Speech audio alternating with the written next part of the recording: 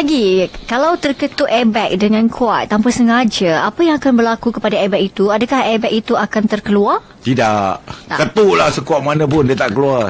Takkan keluar. Dia akan kerana keluar bila? airbag tu dekat steering. Kita terlalu seronok dengan lagu. Ketuk steering tu. Katalah lagu yang kita suka kan. Saya. Gedang ketuk tak apa, ketuklah tangan dia sakit. Dia takkan keluar. Dia yang akan keluar sensor dia.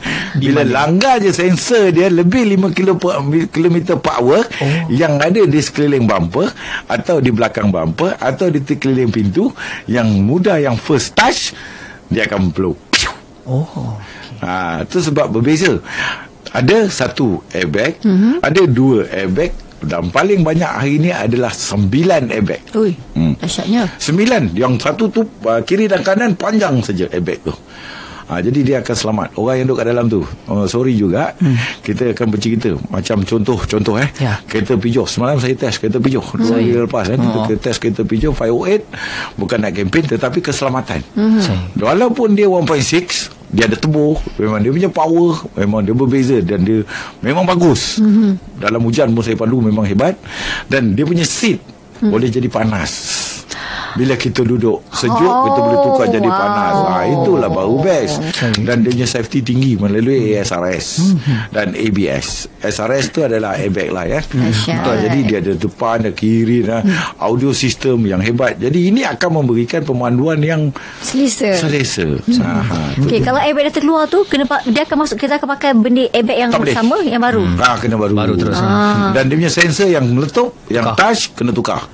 Dia dah tak aktif. Sebab dia tu adalah detect point. Bila pump, dia letup. Pum. Datuk, saya terfikir juga sensor di bahagian depan. Kalau kata kita terketuk di bahagian depan, di sensor tu tak akan dekat bahagian bumper. Kalau kita ketuk dengan tangan, tak akan memang dia tak akan terbuka. Tak kenakan SRS tu terbuka. Tidak. Kalau kita ambil hammer ketuk, yes, dengan kuat. Baik bang, 5 km saja.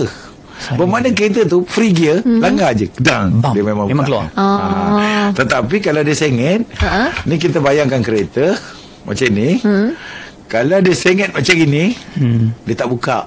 Sebab kat sini kena radiator grill. Atau dia langgar ni kereta, dia langgar masuk kereta depan ni brake, kereta ni pun brake, bam, dia duduk atas bonet kereta belakang, betul? Dia pun tak buka juga. Sebab sensor dia tak ada atas bonet. Atas bonet enjin tak ada sensor. Dia ada dekat bumper. Jadi dia tak akan keluar. Langgar bumper baru keluar. Betul. Datuk, jarak yang paling sesuai untuk bila yang kereta ada airbag ni, sebab kadang-kadang setengah saya lihat setengah sampai dekat sangat dengan steering dia kan. Tiba-tiba kalau berlaku kemenangan, airbag tu akan hampak kan. Menendang. Akan kena pada dagu. Yang siapa yang bawa tidak mengikut 65 darjah pemegang steering. Tu lalu teknikal lah. Itu teknikal basic. Kita pegang steering, tangan kita ni, dengan tangan ni kiri dan kanan mestilah 65 darjah macam ni. Ni 65 darjah. Bukan macam ini. Ini untuk nak racing. Bukan macam ini. Kalau macam ini, bila dia buka, bam, kena ni. Habis ni semua. Habis ni. Ini akan habis. Sebab plastik tu, di dalam plastik tu adalah besi. Yang di luar tu adalah plastik.